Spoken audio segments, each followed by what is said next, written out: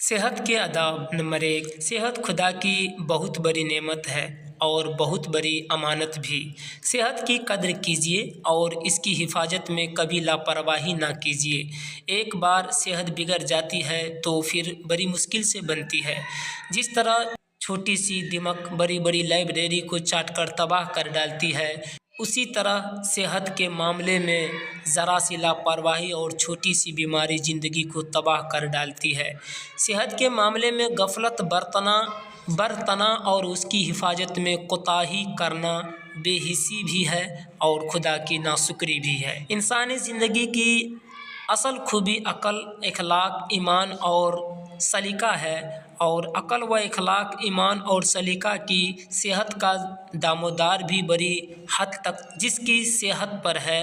अक्ल व दिमाग को बढ़ाने, इखलाकी बड़ाई के तकाज़े और दीनी जिम्मेदारियों को अदा करने के लिए जिसकी सेहत बुनियाद की हैसियत रखती है। कमज़ोर और बीमार जिस्म में अक्ल व दिमाग भी कमज़ोर होते हैं और उनकी कारगुजारी भी निहायत ही हौसला तोड़ने वाली होती है।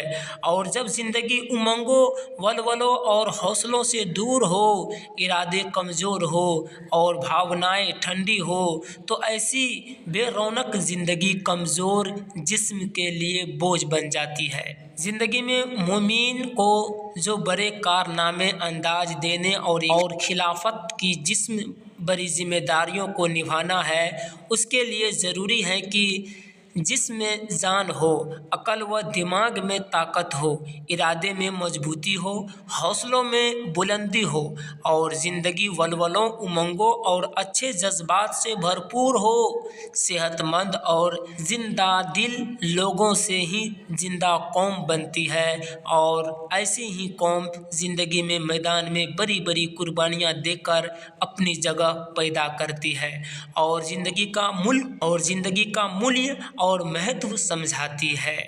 नंबर 2, हमेशा हंसते मुस्कुराते और चाक व चौबंद रहिए। हंसकर मुस्कुराकर अपने इखलाक और जिंदा दिली से ज़िंदगी को सजाए, दिलचस्प और सेहतमंद बनाए रखिए। गम, गुस्सा, रंज, फिक्र, हसद, जलन, बुरा चाहना, तंग नजरी, मुर्दा दिली और दिमागी उलझनों से दूर रहिए। ये इखलाकी बीमारी और जहनी उलझने मैदे पर बहुत बुरा असर डालती है और मैदे की खराबी सेहत की बदतरीन दुश्मन है। नबी करीम सल्लल्लाहु अलैहि वसल्लम का इरशाद है, सीधे साधे रहो, बीच का रास्ता अपनाओ और हंसते मुस्कुराते रहो। एक बार नबी करीम सल्लल्लाहु अलैहि वसल्लम ने एक बूढ़े आदमी को देखा कि वह अपने 2 बेटे का सहारा लिए हुए उनके बीच से घसीटता हुआ जा रहा था। आपने पूछा, इस बूढ़े को क्या हो गया है? लोगों ने बताया कि इसने बैतुल्लाह तक पैदल जाने की नज़र मानी थी। सल्लल्लाहु अलैहि वसल्लम ने इरशाद फरमाया, खुदा इससे बेनियाज है कि यह बूढ़ा खुद को अजाब में डाले और उस बूढ़े को हुक्म दिया कि सवार होकर अपना सफ़र पूरा करो। हज़रत उमर रज़ी अल्लाह तआला अन्हु एक बार एक जवान आदमी को देखा कि मरियल चाल चल रहा है। उन्होंने उसको रोका और पूछा, तुम्हें क्या बीमारी है? उसने कहा, कोई बीमारी नहीं है। उन्होंने अपना दुर्रा उठाया और उसको धमकाते हुए कहा, रास्ते पर पूरी ताकत के साथ चलो। नबी करीम सल्लल्लाहु अलैहि वसल्लम जब रास्ते पर चलते तो निहायत जमे हुए कदम रखते और इस तरह ताकत के साथ चलते कि जैसे किसी ढलान से उतर रहे हो। हज़रत अब्दुल्ला बिन हरिस रज़ी अल्लाह तआला अन्हु कहते हैं, मैंने नबी करीम सल्लल्लाहु अलैहि वसल्लम से ज़्यादा मुस्कुराने वाला कोई आदमी नहीं देखा और नबी करीम सल्लल्लाहु अलैहि वसल्लम ने अपनी उम्मत को जो दुआ सिखाई है उसका भी एहतिमाम कीजिए। नंबर 3, अपने जिस्म पर बर्दाश्त से ज़्यादा बोझ ना डालिए। जिस्म की ताकतों को बर्बाद ना कीजिए। जिस्म की ताकतों का यह हक है कि उसकी हिफाजत की जाए और उनसे बर्दाश्त के मुताबिक काम लिया जाए। हज़रत आयशा रज़ी अल्लाह तआला अन्हु फरमाती है کہ نبی کریم صلی اللہ علیہ وسلم کا ارشاد ہے، اتنا ہی عمل کرو جتنا کر سکنے کی تمہارے اندر طاقت ہو، اس لیے کہ خدا نہیں اکتاتا یہاں تک کہ خود تم ہی اکتا جاؤ۔ حضرت ابو قیس رضی اللہ تعالیٰ عنہ فرماتے ہیں کہ وہ نبی کریم صلی اللہ علیہ وسلم کی خدمت میں ایسے وقت حاضر ہوئے جبکہ نبی کریم صلی اللہ علیہ وسلم خطبہ دے رہے تھے۔ حضرت ابو قیس رضی اللہ تعالیٰ عنہ دھوپ میں کھڑے ہو گئے۔ نبی کریم صلی اللہ علیہ وسلم نے حکم دیا، اس سائے کی طرف ہٹ گئے۔ نبی کریم صلی اللہ علیہ وسلم نے اس سے بھی منع فرمایا کہ آدمی کے جسم کا کچھ حصہ دھوپ میں رہے اور کچھ سائے میں۔ قبیلہ حبیلہ کی ایک عورت مزیبہ رضی اللہ تعالیٰ عنہ بیان کرتی ہے کہ ایک بار میرے ابا نبی کریم صلی اللہ علیہ وسلم کے یہاں دین کا علم حاصل کرنے کے لیے گئے اور دین کی کچھ عمل باتیں معلوم کر کے گھر واپس آ گئے۔ پھر 1 سال کے بعد دوبارہ آپ کی خدمت میں حاضر ہوئے تو نبی کریم صلی اللہ علیہ وسلم انہیں بالکل نہ پہچان سکے، تو انہوں نے پوچھا، اے اللہ کے رسول، کیا آپ نے مجھے پہچانا نہیں؟ نبی کریم صلی اللہ علیہ وسلم نے فرمایا، نہیں، میں نے تو تمہیں نہیں پہچانا، اپنا پریچے کراؤ۔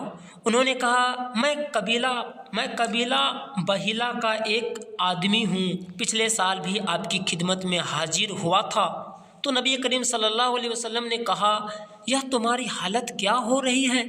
پچھلے سال جب آئے تھے تب تو تمہاری شکل و صورت اور حالت بڑی اچھی تھی۔ انہوں نے بتایا کہ جب سے میں آپ کے پاس سے گیا ہوں اس وقت سے اب تک برابر روزہ رکھ رہا ہوں، صرف رات میں کھانا کھاتا ہوں۔ نبی کریم صلی اللہ علیہ وسلم نے فرمایا، تم نے خواہ اپنے کو تکلیف میں ڈالا اور اپنی صحت برباد کر ڈالی۔ پھر آپ نے ہدایت فرمائی کہ رمضان میں مہینے بھر کے روزے رکھو اور اس کے علاوہ ہر مہینے 1 روزہ رکھ لیا کرو۔ انہوں نے کہا، حضور 1 دن سے زیادہ کی اجازت دیجیے۔ ارشاد فرمایا، اچھا، ہر مہینے میں 2 دن روزے رکھ لیا کرو۔ انہوں نے پھر کہا، حضور کچھ اور زیادہ کی اجازت دیجیے۔ نبی کریم صلی اللہ علیہ وسلم نے فرمایا، اچھا، ہر مہینے میں 3 دن۔ انہوں نے کہا، حضور کچھ اور بڑھا دیجئے۔ نبی کریم صلی اللہ علیہ وسلم نے فرمایا، اچھا، ہر سال محرم کے مہینے میں روزے رکھو اور چھوڑ دو، ایسا ہی ہر سال کرو۔ یہ ارشاد فرماتے ہوئے نبی کریم صلی اللہ علیہ وسلم نے اپنی 3 انگلیاں سے اشارہ فرمایا، انہوں نے ملایا پھر چھوڑ دیا۔ اس طرح یہ بتانا چاہتے تھے کہ رجب، شوال، ذوالقعدہ اور ذی الحجہ میں روزے رکھا کرو اور کسی سال ناگا بھی کر دیا کرو۔ نبی کریم صلی اللہ علیہ وسلم کا ارشاد ہے، مومنین کے لیے مناسب نہیں ہے کہ وہ اپنے کو ذلیل رسوا کرے۔ لوگوں نے پوچھا، مومنین بھلا کیسے اپنے آپ کو ذلیل کرتا ہے؟ ارشاد فرمایا، اپنے آپ کو برداشت نہ ہونے کے قابل آزمائش میں ڈال دیتا ہے۔ نمبر 4، ہمیشہ سختی سہنے، محنت مشقت کرنے اور بہادری دکھانے والی زندگی گزاریے۔ ہر طرح کی سختیاں جھیلنے اور مشکل سے مشکل وقت کا مقابلہ کرنے کی عادت ڈالیے اور ہر سخت جان بن کر سادہ اور مجاہدہ زندگی گزارنے کا اہتمام کیجیے۔ آرام طلب، سہل پسند، نزاکت پسند، حاصل پست ہمت اور دنیا پرست نہ بنیے۔ نبی کریم صلی اللہ علیہ وسلم جب حضرت معاذ بن جبل رضی اللہ تعالیٰ عنہ کو یمن کا گورنر بنا کر بھیجنے لگے تو ہدایت فرمائی، معاذ، اپنے کو آرام طلبی سے بچائے رکھنا، اس لیے کہ خدا کے بندے آرام طلب نہیں ہوتے۔ اور حضرت ابو امامہ رضی اللہ تعالیٰ عنہ کہتے ہیں کہ نبی کریم صلی اللہ علیہ وسلم نے فرمایا، سادھارن زندگی گزارنا ایمان کی نشانی ہے۔ نبی کریم صلی اللہ علیہ وسلم سادہ اور مجاہدانہ زندگی گزارتے تھے اور ہمیشہ اپنی مجاہدانہ طاقت کو بچائے رکھنے اور بڑھانے کی کوشش کرتے تھے۔ آپ صلی اللہ علیہ وسلم تیرنے میں بھی دلچسپی رکھتے تھے، اس لیے کہ تیرنے سے بہترین ورزش ہو جاتی ہے۔ ایک بار ایک تالاب میں نبی کریم صلی اللہ علیہ وسلم اور نبی کریم صلی اللہ علیہ وسلم کے کچھ ساتھی تیر رہے تھے۔ نبی کریم صلی اللہ علیہ وسلم نے تیرنے والوں میں سے ہر ایک کی جوڑی مقرر فرما دی کہ ہر آدمی اپنے جوڑے کی اور تیر کر پہنچے۔ چنانچہ ہمارے پیارے نبی صلی اللہ علیہ وسلم کے ساتھی حضرت ابو بکر رضی اللہ تعالیٰ عنہ قرار پائے۔ نبی کریم صلی اللہ علیہ وسلم تیرتے ہوئے ان تک پہنچے اور جا کر ان کی گردن پکڑ لی۔ نبی کریم صلی اللہ علیہ وسلم کو سواری کے لیے گھوڑا بہت پسند تھا۔ نبی کریم صلی اللہ علیہ وسلم اپنے گھوڑے کی خود خدمت فرماتے، اپنے ہاتھ سے اس کا منہ پوچھتے اور صاف کرتے، اس کے سر کے بالوں کو اپنی انگلیوں سے کنگھا کرتے اور کہتے، بھلائی اس کی پیشانی سے قیامت تک کے لیے جڑی ہوئی ہے۔ حضرت عقبہ رضی اللہ تعالیٰ عنہ فرماتے ہیں کہ نبی کریم صلی اللہ علیہ وسلم نے فرمایا، تیر چلانا سیکھو، گھوڑے پر سوار ہوا کرو۔ تیر اندازی کرنے والے مجھے گھوڑا پر سوار ہونے والوں سے بھی زیادہ پسند ہے، اور جس نے تیر اندازی سیکھ کر چھوڑ دی اس نے خدا کی نعمت کی ناقدری کی۔ حضرت عبداللہ بن عمر رضی اللہ تعالیٰ عنہ فرماتے ہیں کہ نبی کریم صلی اللہ علیہ وسلم نے ارشاد فرمایا، جس نے خطرے کے موقع پر مجاہدوں کی دیکھ بھال کی، اس کی یہ رات شب قدر سے زیادہ افضل شریٹھ ہیں۔ نبی کریم صلی اللہ علیہ وسلم نے صحابہ کرام کو خطاب کرتے ہوئے فرمایا، میری امت پر وہ وقت آنے والا ہے جب دوسری قوم اس پر اس طرح ٹوٹ پڑے گی جس طرح کھانے والے دسترخوان پر ٹوٹ پڑتے ہیں۔ تو کسی نے پوچھا، اے اللہ کے رسول، کیا اس زمانے میں ہماری تعداد اتنی کم ہو جائے گی، ہمیں نگل لینے کے لیے قومیں ایک جٹ ہو کر ہم پر ٹوٹ پڑے گی؟ ارشاد فرمایا، نہیں، اس وقت تمہاری تعداد کم نہ ہوگی بلکہ تم بہت بڑی تعداد میں ہوں گے، لیکن تم باڑھ میں بہنے والی تنکوں کی طرح بے وزن ہوں گے۔ تمہارے دشمنوں کے دلوں سے تمہارا رعب نکل جائے گا اور تمہارے دلوں میں پست ہمتی گھر کر لے گی۔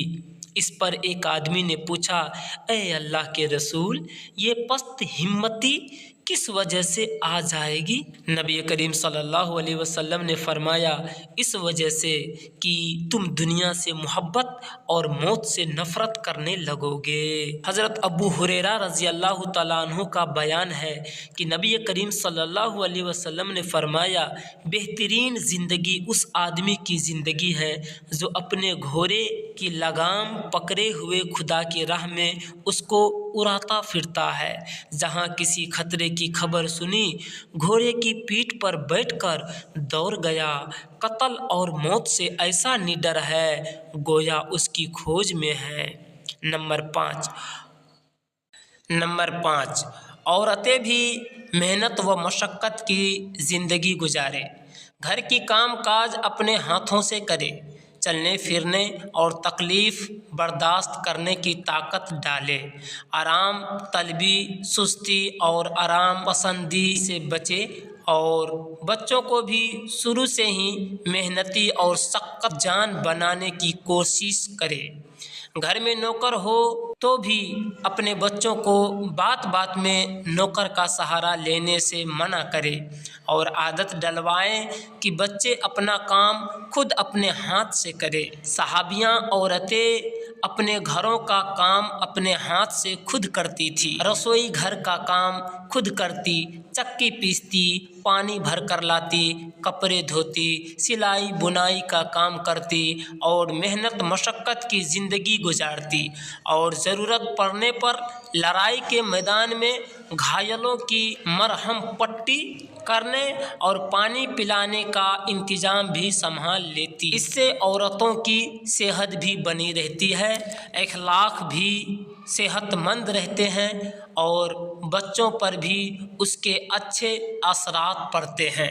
اسلام کی نظر میں پسندیدہ بیوی وہی ہے جو گھر کے کام کاج میں لگی رہتی ہو اور جو رات دن اس طرح اپنی گھریلو ذمہ داریوں میں لگی ہوئی ہو کہ اس کے چہرے سے محنت کی تھکن بھی ظاہر ہو اور باورچی خانے کی خالق اور دھواں سا بھی ظاہر ہو رہا ہو۔ نبی کریم صلی اللہ علیہ وسلم کا ارشاد ہے، میں اور دھومیل گالوں والی عورت قیامت کے دن اس طرح ہوں گے، اپنے شہادت کی انگلی اور بیچ کی انگلی کو ملاتے ہوئے بتایا۔ نمبر 6، صبح جلدی اٹھنے کی عادت ڈالیے۔ سونے میں سنتلن رکھیے، نہ اتنا کم سوئیے کہ جسم کو پوری طرح آرام و سکون نہ مل سکے اور جسم میں تھکن اور ٹوٹن رہے، اور نہ اتنا زیادہ سوئیے کہ سستی اور کاہلی پیدا ہو۔ رات کو جلد سونے اور صبح کو جلد اٹھنے کی عادت ڈالیے۔ صبح اٹھ کر خدا کی بندگی بجا لائیے اور باغ یا میدان میں ٹہلنے اور تفریح کرنے کے لیے نکل جائیے۔ صبح کی تازہ ہوا صحت پر بہت اچھا اثر ڈالتی ہے۔ ہر دن اپنے جسم کی طاقت کے لحاظ سے مناسب اور ہلکی پھلکی ورزش کا بھی اہتمام کیجیے۔ نبی کریم صلی اللہ علیہ وسلم باغ کی تفریح کو پسند کرتے تھے اور کبھی کبھی خود بھی باغ میں تشریف لے جاتے تھے۔ نبی کریم صلی اللہ علیہ وسلم نے عشاء کے بعد جاگنے اور باتیں کرنے کو منع فرمایا اور فرمایا، عشاء کے بعد وہی آدمی جاگ سکتا ہے جس کو کوئی دینی بات کرنی ہو یا پھر گھر والوں سے ضرورت کی بات چیت کرنی ہو۔ نمبر 7، آتم سنیم، ضبط نفس کی عادت ڈالیے۔ اپنے جذبوں، خیالوں، خواہشوں اور شہوتوں، کام وسناؤں اور قابو رکھیے۔ اپنے دلوں کو بہکنے، خیالوں کو بکھرنے اور نگاہ کو آوارہ ہونے سے بچائیے۔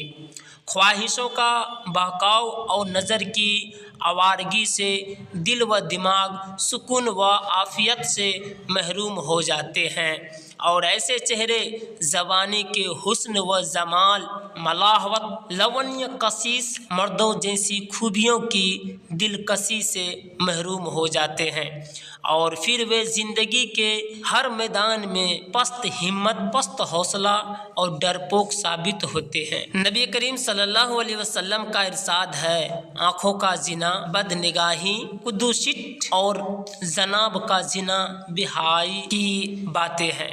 نفس تقاضے کرتا ہے اور شرمگاہ یا تو اس کی تصدیق کر دیتی ہے یا اسے جھٹلا دیتی ہے۔ کسی عقل مند آدمی نے کہا، مسلمانوں، بدکاری کے قریب نہ پھٹکو، اس میں 6 خرابیاں ہیں۔ 3 خرابیاں تو دنیا کی ہے اور 3 آخرت کی۔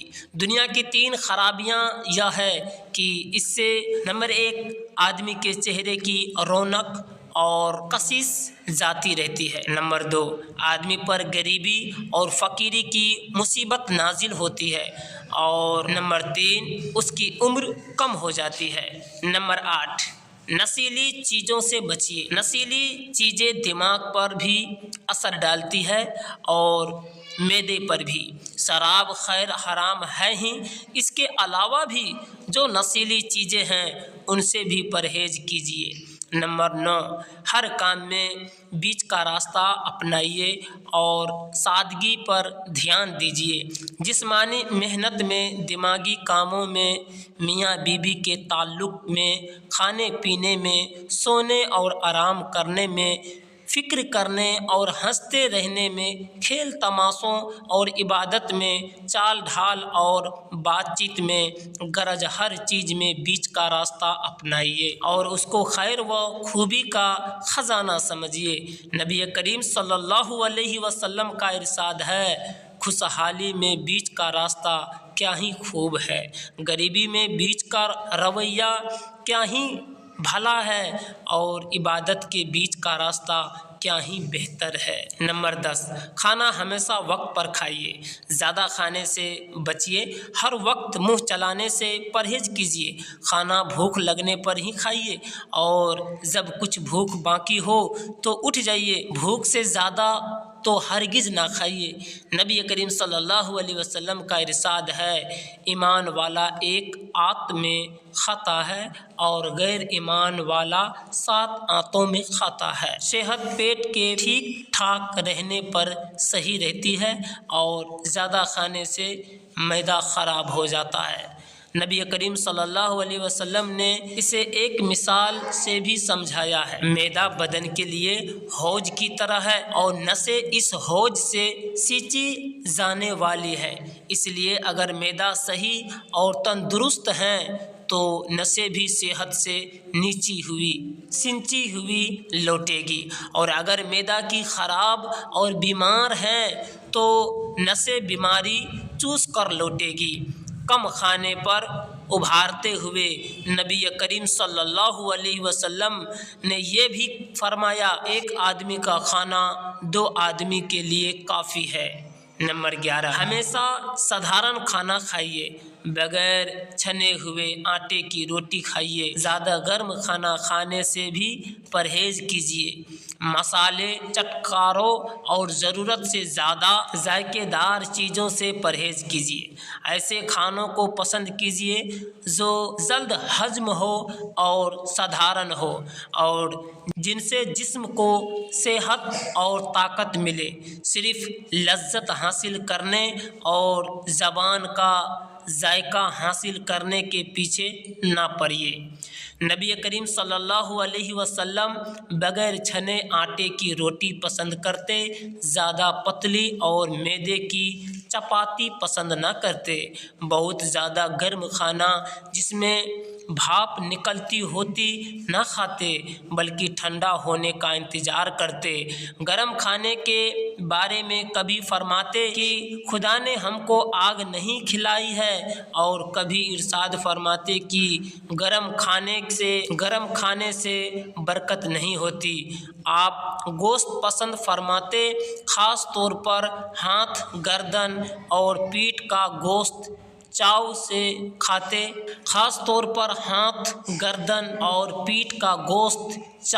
کھاتے، حقیقت میں جسم کو طاقت پہنچانے اور مجاہدانہ مزاج بنانے کے لیے گوشت ایک اہم اور ضروری بھوجن ہے، اور مومن کا سینہ ہر وقت مجاہدانہ جذبوں سے آباد رہنا چاہیے۔ نبی کریم صلی اللہ علیہ وسلم کا ارشاد ہے، جو آدمی خدا کی راہ میں جہاد کیے بغیر مر گیا اور اس کے دل میں اس کی آرزو بھی نہیں تھی، وہ نفاق کپٹ کی ایک حالت میں مرا۔ نمبر 12، کھانا نہایت اطمینان و سکون کے ساتھ خوب چبا چبا کر کھائیے، غم، غصہ، رنج اور گھبراہٹ کی حالت میں کھانے سے پرہیز کیجیے، خوشی اور ذہنی سکون کی حالت میں اطمینان کے ساتھ جو کھانا کھایا جاتا ہے وہ جسم کو طاقت پہنچاتا ہے، اور رنج و فرق اور گھبراہٹ میں جو کھانا نگلا جاتا ہے وہ معدے پر برا اثر ڈالتا ہے، اور اس سے جسم کو پوری طرح طاقت نہیں مل پاتی۔ دسترخوان پر نہ تو بالکل خاموش، دکھی اور غمگین ہو کر بیٹھیے، اور نہ حد سے بڑھی ہوئی دل لگی ظاہر کیجیے۔ دسترخوان پر ٹھہاکے اٹھنے لگے، کھانے کے دوران ٹھہاکے لگانا کبھی کبھی جان کے لیے خطرے کی بھی وجہ بن جاتی ہے۔ دسترخوان پر سنتولن کے ساتھ ہنستے بولتے رہیے، خوشی خوشی کھانا کھائیے، اور خدا کی دی ہوئی نعمت پر اس کا شکر ادا کیجیے، اور جب بیمار ہو تو پرہیز بھی پوری اہتمام سے کیجیے۔ منجیر رضی اللہ تعالیٰ عنہ کہتی ہے کہ نبی کریم صلی اللہ علیہ وسلم میرے یہاں تشریف لائے، ہمارے یہاں کھجور کے خوسے لٹک رہے تھے، حضور صلی اللہ علیہ وسلم ان میں سے کھانے لگے، حضرت علی رضی اللہ تعالیٰ عنہ آپ کے ساتھ تھے، وہ بھی کھانے لگے، تو نبی کریم صلی اللہ علیہ وسلم نے ان کو روک دیا کہ تم ابھی بیمار سے اٹھے ہو، تم مت کھاؤ۔ چنانچہ حضرت علی رضی اللہ تعالیٰ عنہ رک گئے اور نبی کریم صلی اللہ علیہ وسلم کھاتے رہے۔ منجیر رضی اللہ تعالیٰ عنہ کہتی ہے کہ پھر میں نے تھوڑا سا جو اور چقندر لے کر پکایا، نبی کریم صلی اللہ علیہ وسلم نے حضرت علی رضی اللہ تعالیٰ عنہ سے فرمایا، علی اسے کھاؤ، یہ تمہارے لیے مناسب کھانا ہے۔ نبی کریم صلی اللہ علیہ وسلم کے دسترخوان پر جب کوئی مہمان ہوتا تو وہ بار بار اس سے فرماتے جاتے، کھائیے اور کھائیے۔ جب مہمان خوب پیٹ بھر لیتا اور بے حد انکار کرتا تب آپ اپنے اصرار سے باز آتے، یعنی نبی کریم صلی اللہ علیہ وسلم بڑی ہی خوشگوار اور خوشی کے ماحول میں مناسب باتیں کرتے ہوئے کھانا کھاتے۔ نمبر 13، دوپہر کا کھانا کھانے کے بعد تھوڑی دیر قیل اللہ آرام ضروری کیجیے، اور رات کا کھانا کھانے کے بعد تھوڑی دیر چہل قدم کیجیے، اور کھانا کھانے کے بعد ترنت کوئی سخت قسم کا دماغی یا جسمانی کام ہرگز نہ کیجیے۔ عربی کی مشہور کہاوت ہے، دوپہر کا کھانا کھاؤ تو لمبے ہو جاؤ، رات کا کھانا کھاؤ تو چہل قدمی کرو۔ نمبر 14، آنکھوں کی حفاظت کا پورا اہتمام کیجیے۔ تیز روشنی سے آنکھیں نہ لڑائیے، سورج کی طرف نظر جما کر نہ دیکھیے، زیادہ ہلکی یا زیادہ تیز روشنی میں نہ بڑھیے، ہمیشہ صاف اور درمیانی روشنی میں بڑھیے۔ زیادہ جاگنے سے بھی بچیے، دھول غبار سے آنکھوں کو بچائیے، آنکھوں میں سرما لگائیے اور ہمیشہ آنکھیں صاف رکھنے کی کوشش کیجیے۔ کھیتوں، باغوں اور ہری ہری گھاسوں میں سے سیر و تفسیر کیجیے۔ ہریالی دیکھنے سے نگاہوں پر اچھا اثر پڑتا ہے۔ آنکھوں کو بدنگاہی، برائی سے بچائیے، اس سے آنکھیں بے رونق ہو جاتی ہے اور صحت پر بھی برا اثر پڑتا ہے۔ نبی کریم صلی اللہ علیہ وسلم نے فرمایا، تمہاری آنکھوں کا بھی تم پر حق ہے۔ مومن کا فرض ہے کہ وہ خدا کی اس نعمت کی قدر کرے، اس کو خدا کی مرضی کے مطابق استعمال کرے، اس کی حفاظت اور صفائی کا اہتمام رکھے، وہ ساری تدبیریں اپنائے جن سے آنکھوں کو فائدہ پہنچتا ہو، اور ان باتوں سے بچا رہے جن سے آنکھوں کو نقصان پہنچتا ہو۔ اسی طرح جسم کے دوسرے انگوں اور طاقت کی حفاظت کا بھی خیال رکھیے۔ نبی کریم صلی اللہ علیہ وسلم کا ارشاد ہے، لوگوں آنکھوں میں سرما لگایا کرو، سرما آنکھ کے میل کو دور کرتا ہے اور بالوں کو اگاتا ہے۔ نمبر 15، دانتوں کی صفائی اور حفاظت کا اہتمام کیجیے۔ دانتوں کو صاف رکھنے سے فرحت، خوشی حاصل ہوتی ہے، ہاضمے پر اچھا اثر پڑتا ہے اور دانت مضبوط رہتے ہیں۔ مسواک کی عادت ڈالیے، اچھے منجن وغیرہ کا بھی استعمال کیجیے۔ پان یا تمباکو وغیرہ کی زیادتی سے دانتوں کو خراب نہ کیجیے۔ کھانے سے پہلے اور کھانے کے بعد دانتوں کو اچھی طرح صاف کر لیا کیجیے۔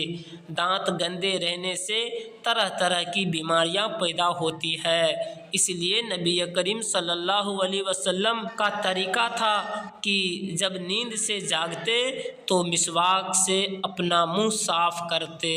حضرت عائشہ رضی اللہ تعالیٰ عنہ کہتی ہے ہم نبی کریم صلی اللہ علیہ وسلم کے لیے وضو کا پانی اور مسواک تیار رکھتے تھے۔ جس وقت بھی خدا کا حکم ہوتا آپ صلی اللہ علیہ وسلم اٹھ بیٹھتے تھے اور مسواک کرتے تھے، پھر وضو کر کے نماز ادا کرتے تھے۔ حضرت انس رضی اللہ تعالیٰ عنہ کہتے ہیں کہ نبی کریم صلی اللہ علیہ وسلم نے ارشاد فرمایا میں تم لوگوں کو مسواک کرنے کے بارے میں بہت تاکید کر چکا ہوں۔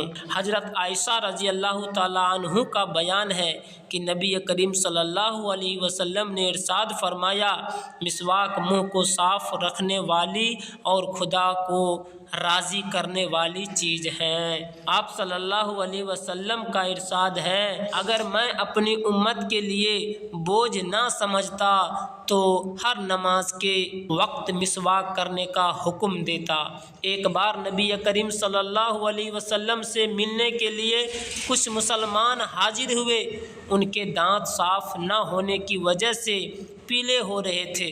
نبی کریم صلی اللہ علیہ وسلم کی نظر پڑی تو فرمایا تمہارے دانت پیلے کیوں نظر آ رہے ہیں؟ مسواک کیا کرو۔ نمبر 16، پیشاب پخانے کی ضرورت ہو تو فوراً ضرورت پوری کیجیے۔ ان ضرورتوں کو روکنے سے معدے اور دماغ پر بہت برے اثرات پڑتے ہیں۔ نمبر 17، پاکی اور صفائی کا پورا اہتمام کیجیے۔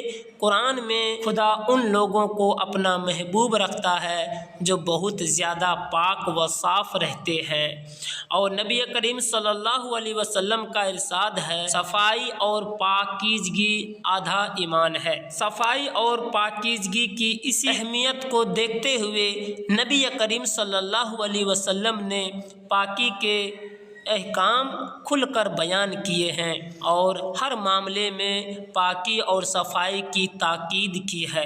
کھانے پینے کی چیزوں کو ڈھک کر رکھیے، انہیں گندا ہونے سے بچائیے اور مکھیوں سے حفاظت کیجیے۔ برتنوں کو صاف ستھرا رکھیے، کپڑوں اور لیٹنے بیٹھنے کے بستر کو پاک صاف رکھیے، اٹھنے بیٹھنے کی جگہ کو صاف ستھرا رکھیے۔ جسم کی صفائی کے لیے وضو اور غسل نہانے کا اہتمام کیجیے۔ جسم، کپڑے اور ضرورت کی ساری چیزوں کی صفائی اور پاکیزگی سے روح کو بھی خوشی حاصل ہوتی ہے اور جسم کو بھی تازگی ملتی ہے۔